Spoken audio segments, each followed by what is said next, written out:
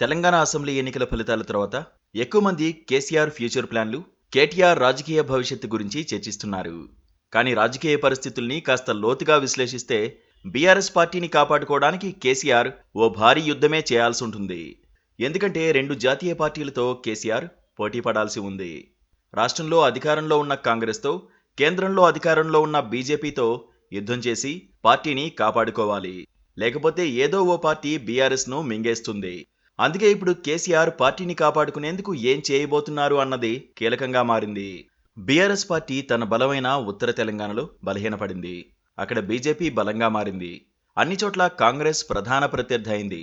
ఈ సమీకరణాన్ని కాస్త డీకోడ్ చేస్తే మనకు కనిపించే సన్నివేశం ముందు బీజేపీ వర్సెస్ కాంగ్రెస్ అనే పోరాటమే. మరి బీఆర్ఎస్ ఎక్కడుంటుంది?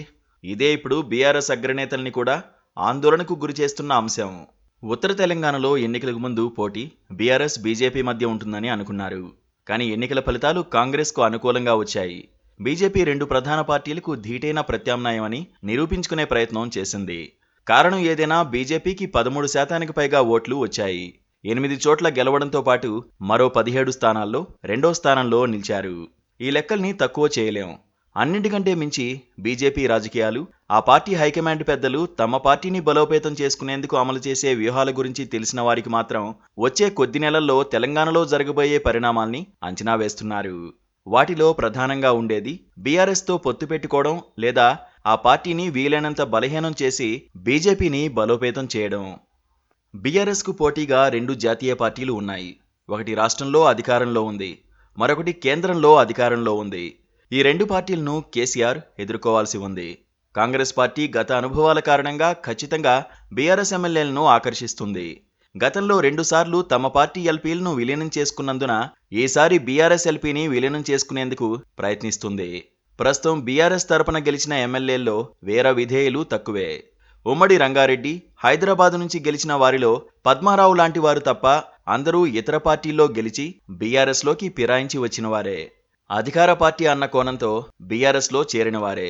ఇప్పుడు వారిపై ఆ స్థాయిలో ఒత్తిడి వస్తే మళ్లీ అభివృద్ధి కోసం అధికార పార్టీ అనే కాన్సెప్ట్ ఎంచుకోరని ఏమీ లేదు. అదే సమయంలో బీజేపీ కూడా తన వంతు ప్రయత్నం చేస్తే ఎమ్మెల్యేలను కాపాడుకోవడం తలకు మించిన భారమే అవుతుంది. ఇప్పుడు బీఆర్ఎస్కు 39 మంది ఎమ్మెల్యేలు ఉన్నారు.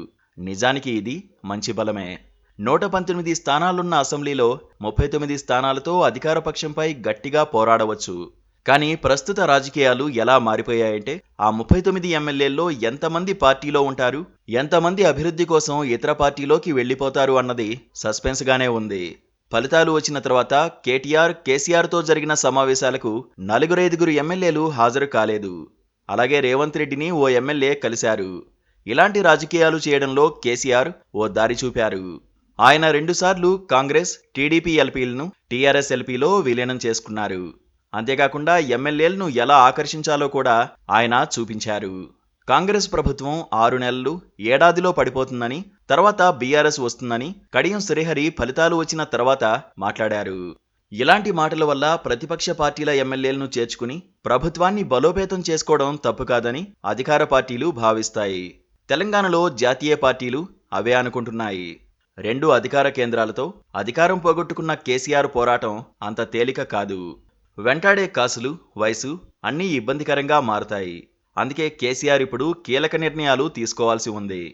బలమైన పార్టీ అయినా రెండు జాతీయ పార్టీలతో పోరాటం అంటే కేసీఆర్కు, బీఆర్ఎస్కు అంత తేలిక కాదు. ఎందుకంటే 10 ఏళ్ల పాటు అధికారంలో ఉండడం వల్ల అనేక రకాల ఆరోపణలు ఉన్నాయి. సీఎంగా ఉండడం వల్ల ఢిల్లీ లిక్కర్ స్కామ్లో కవిత అరెస్టు కాకుండా తప్పించగలిగారని చెప్పుకున్నారు. కానీ ఇప్పుడు పవర్ పోయింది. ఇప్పుడు నిస్సహాయంగా చూస్తూ ఉండాల్సిందే. రాష్ట్ర ప్రభుత్వం చేసే విచారణల వల్ల మరింత టెన్షన్ ఎదుర్కోవాలి.